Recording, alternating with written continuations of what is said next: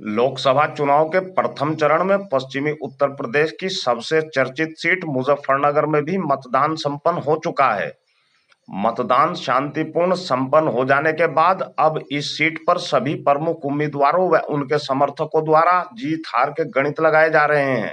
इस सीट पर लगातार तीसरी बार भाजपा प्रत्याशी के रूप में चुनाव लड़ रहे केंद्रीय राज्य मंत्री डॉक्टर संजीव बालियान व उनके समर्थक जहां लगातार जीत की हैट्रिक का दावा कर रहे हैं, तो वहीं सपा कांग्रेस गठबंधन प्रत्याशी हरेंद्र मलिक भी भारी मतों से अपनी जीत को लेकर आश्वस्त दिखाई दे रहे हैं। बसपा प्रत्याशी दारा सिंह प्रजापति को भी इस सीट पर अपनी जीत नजर आ रही है। मुजफ्फरनगर का नया सांसद कौन बनेगा यह तो 4 जून को आने वाले नतीजों के बाद ही पता चलेगा, किंतु इस बार यहां जीत चाहे किसी की भी हो, मुजफ्फरनगर सीट पर एक नया इतिहास जरूर लिखा जाएगा। अगर बीजेपी प्रत्याशी संजीव बालियान यहां से जीत हासिल करते हैं तो लगातार तीसरी बार जीत हासिल करने वाले पहले सांसद बनकर वह नया इतिहास लिखेंगे, और अगर सपा उम्मीदवार हरेंद्र मलिक जीतते हैं तो भी सपा के टिकट पर जीत हासिल करने वाले पहला हिंदू चेहरा बनकर वह भी इतिहास रचेंगे। बसपा के टिकट पर भी मुजफ्फरनगर में कोई हिंदू चेहरा अब तक नहीं जीत पाया है। अगर यहां से दारा सिंह प्रजापति चुनाव जीतने में कामयाब होते हैं तो भी एक नया इतिहास बनेगा।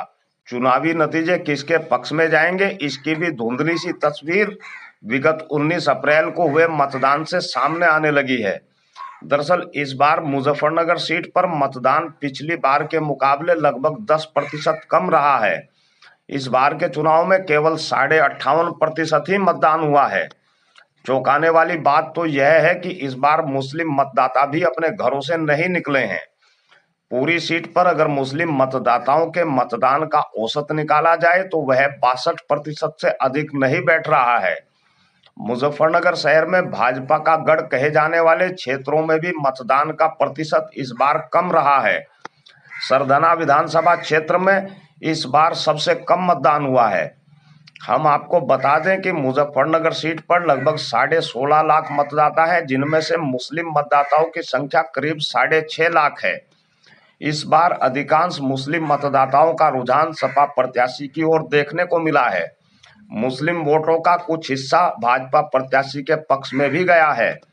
मुजफ्फरनगर में मतदान प्रतिशत कम रहने का सीधा नुकसान भाजपा प्रत्याशी को ही उठाना पड़ रहा है, तो दूसरी ओर मुस्लिम मतों में बड़ा विभाजन न होने से सपा प्रत्याशी को थोक में मुस्लिम वोट मिलना भी भाजपा की ही परेशानी बढ़ा रहा है।